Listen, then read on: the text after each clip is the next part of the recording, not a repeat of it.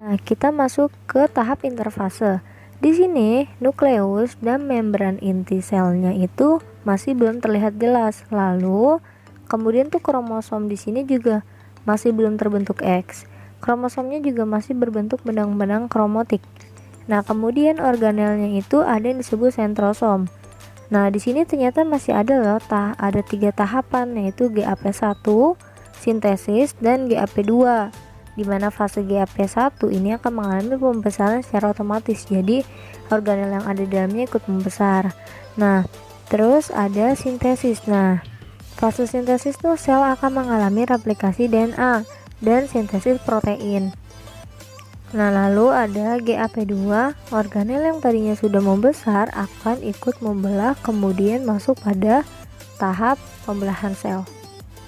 Nah, sekarang kita masuk ke fase mitotik. Yang pertama ada profase nih, dimana kromatin yang tadi benang-benang halus itu akan menebal dan memendek bentuk kromatin. Kemudian kromatin akan membelah menjadi kromosom. Nah, habis itu nanti nukleus dan membran intinya mulai menghilang.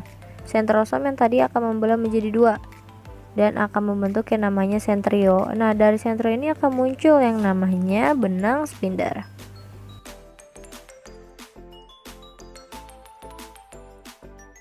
Nah, kita lanjut ke fase yang kedua, yaitu metafase. Nah, kromosom tadi akan berjejer nih di bidang ekuator. Nah, atau dia akan ke tengah kromosomnya. Nah, lalu kromosom yang tadi ini akan ditempelkan oleh benang-benang spindel. Nah, ini adalah gambaran kromosom yang tadi ditempelkan oleh benang spindel. Nah, ini adalah benang spindel yang telah menempel ke kromosomnya. Lalu apa ya yang bisa menyebabkan kromosom ini menempel ke benang spindelnya gitu? Ternyata tuh kromosom ini tuh punya yang namanya itu kinetokon. Nah, inilah yang bisa membuat menjadi tempatnya menempel si benang spindel. Nah, selanjutnya kita masuk ke tahap anafase. Nah, di sini di mana proses kromosom yang tadi itu akan ditarik oleh benang spindel ke kutub yang berlawanan. Kemudian kromosom yang tadi sudah ditarik akan menjadi kromatik kembali. Nah, sekarang kita masuk ke tahap telofase. Nah, di mana akan mengalami yang namanya sitokinesis. Pembelahan sitoplasma yang tadinya sel induk itu cuma 1, nanti akan membelah menjadi 2 sel. Kemudian kromatik tadi akan berubah menjadi benang-benang kromatin.